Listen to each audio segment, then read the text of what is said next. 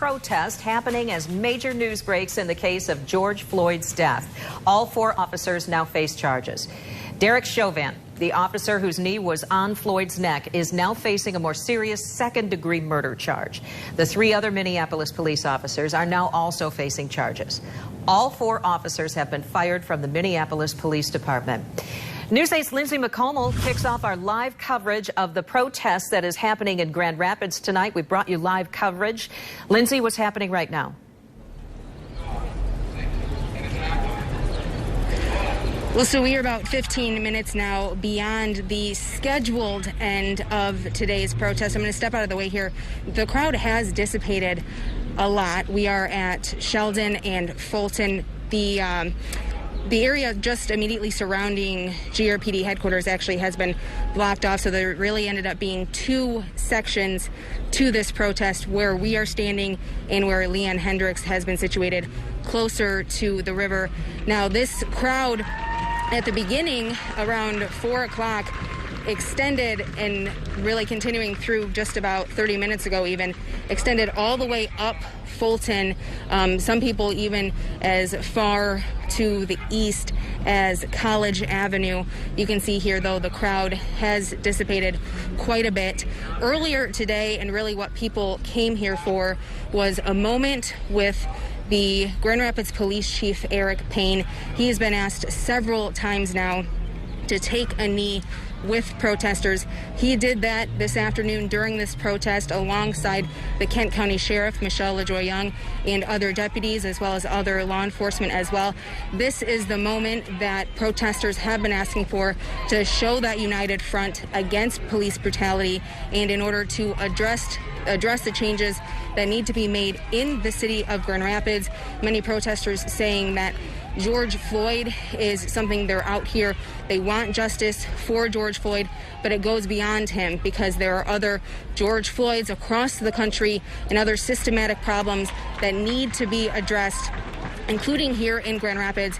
Here's a listen at what the chief had to say when he did address the crowd. And what I've committed to is meeting with anyone where we can make change, because change needs to happen, okay? I have been working for 30 years to make change. I am now in a position, and that's why I'm the chief of police, to help make those change happen. Awesome. Okay? That's my commitment to every community member in Grand Rapids and anyone else. I hold officers accountable, and I have and I will continue. I will also support them. We have to work together with this. I can't do it alone. I need everyone out here to work with me. And I agree to meet with anyone who is willing to meet with me to get some of these things and talk it out and be able to come up with a solution.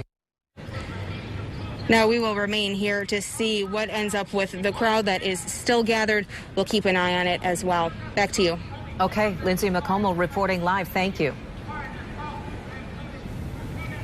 And our team coverage continues further west on Fulton. Leon Hendricks is there live, walking. Leon.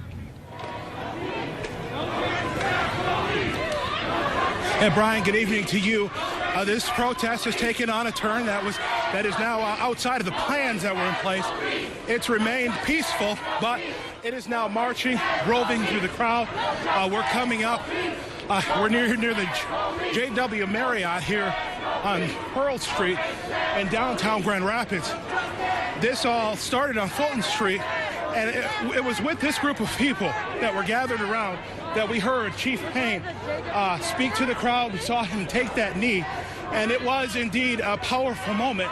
People clapped, people cheered, but there were definitely people in the crowd who felt like it wasn't enough. They still want to see more.